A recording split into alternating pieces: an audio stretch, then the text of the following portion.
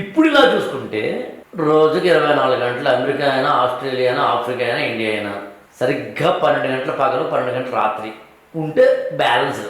I repeat this word, balance.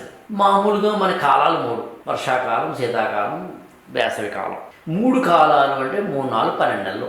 ఓ 4 నెలలు ఇది, 4 నెలలు, 4 నెలలు ఉంటే బ్యాలెన్స్. మనకు ఋతువులు 6 ఉంటాయి. ఋతువులు అంటే కాలం మారడం. వసంత ఋతువు, గ్రీష్మ ఋతువు, వర్ష ఋతువు, శరద్ ఋతువు, హేమంత ఋతువు, శిశిర ఋతువు. ఒక్కొక్క కాలానికి ఒక లక్షణం వల్ల ఋతువులు పేరు పెట్టారు.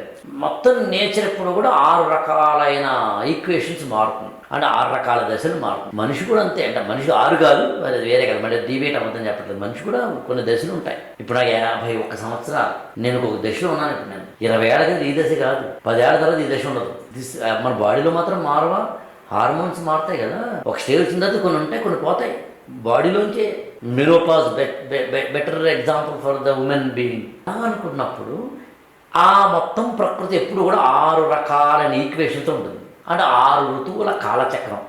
ఈ ఛానల్ని లైక్ చేయండి, షేర్ చేయండి, సబ్స్క్రైబ్ చేసుకోండి.